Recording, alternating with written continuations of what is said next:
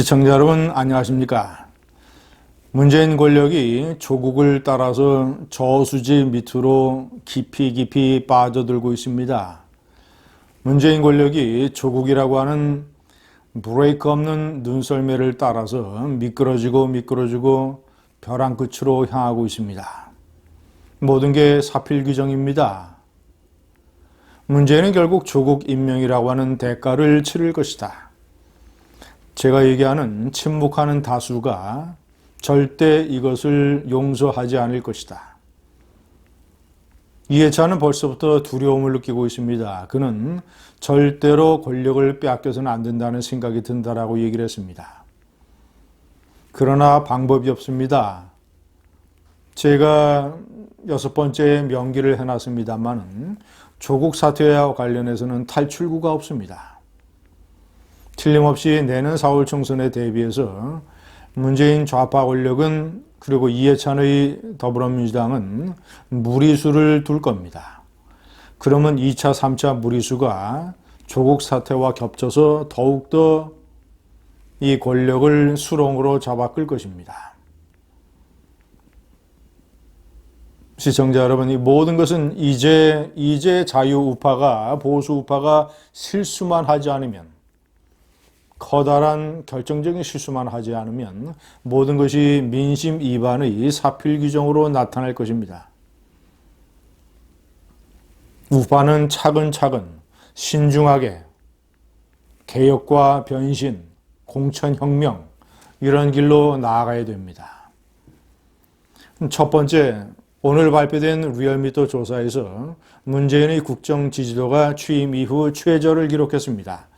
43.8%, 반대는 최고 53%. 격차가 근 10%포인트 차이나 납니다. 시청자 여러분, 제가 여러 번 말씀드리지만 저는 이 리얼미터나 한국갤럽의 여론조사에는 거품이 최소한 5%포인트 이상 끼어 있다. 왜냐? 전화를 받은 응답자들의 표본에 과거 문재인을 지지한 사람, 한국당을 지지한 사람, 이 사람들이 제대로 반영이 되어 있지 않기 때문에 문재인 지지는 70%나 과다 반영이 되어 있고 리얼미터 같은 경우에 한국당 지지는 30%나 과소 반영이 되어 있다. 2년여 동안 문재인 지지층이 많이 달라졌기 때문에 이 수치를 그대로 적용할 수는 없지만 어쨌거나 여전히 문재인 거품이 끼어 있다.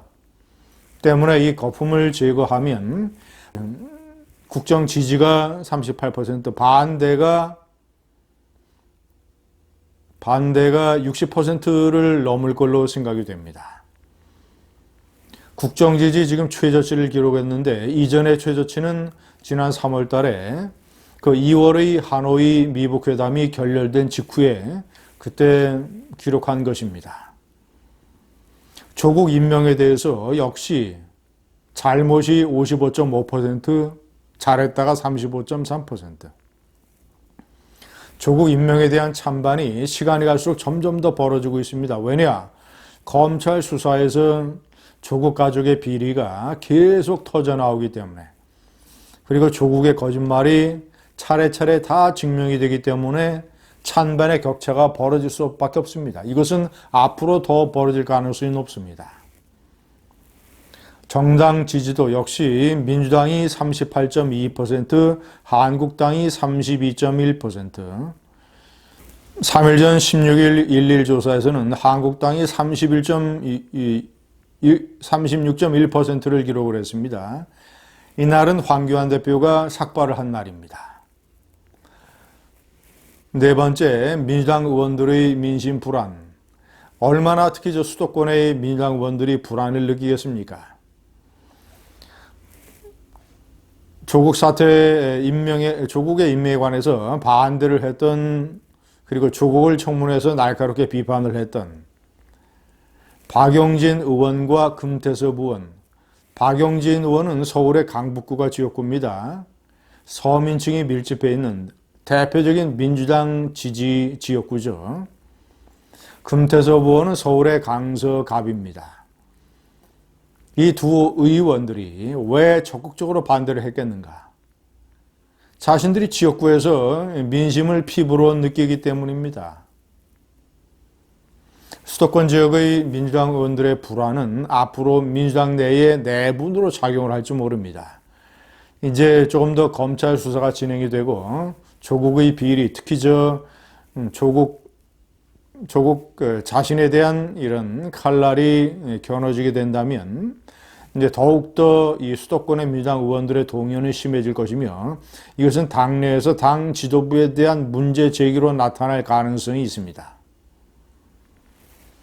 여기다 엎친 데 덮친 격으로 3선 이상 의원들, 특히 586 의원들을 포함을 한 그런데 이 3선 이상의 이 중진들은 대거 지역구, 이 수도권 지역구에 포진이 되어 있습니다.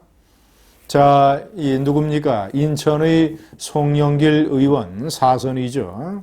송영길 의원에게 온 문자 메시지 언론에 공개된 바에 따르면 송영길 의원의 지인, 아마도 지역구 지인인지 모르겠습니다. 지인이 표출한 이해찬 당대표를 포함한 당 지도부에 대한 반감, 이해찬은 분노를 조절할 줄 모르는 사람이다.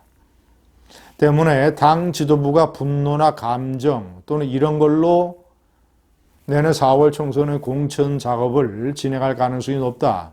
자, 그렇다면 이런 당 지도부의 이런 바람에 희생이 되는 사람들은 많은 불만을 가질 것이며 이런 것이 내분으로 발전할 가능성이 상당히 높습니다.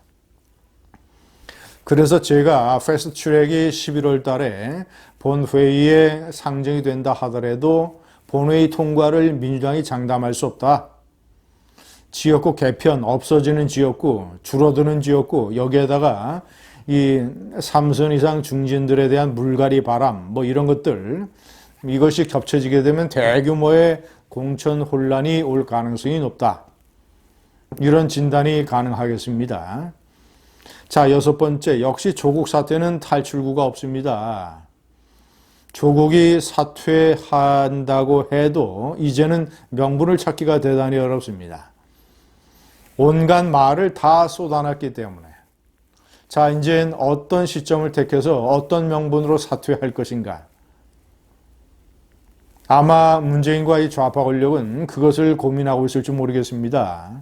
그런데 쉽지 않습니다. 아마 커다란 망신을 당하면서 사퇴를 해야 될지 모릅니다. 자, 이런 식의 수사가 진행이 되고 이제 만약에 평검사 회의 같은 것이 열려서 검사들이 집단으로 반발을 하게 된다면 법무부 장관은 더 이상 직을 버티기 어려울 것입니다. 부인의 검찰 소환 이런 것까지 작심하고 견뎌낼지 모르겠습니다만은 검사들의 집단 항명. 자, 이런 사태에서 어떤 타이밍에서 어떤 명분으로 사퇴할 것인가 참으로 쉽지 않습니다. 자, 7번째, 오늘 시국선언을 발표한 교수들이 3,396명이나 됐습니다.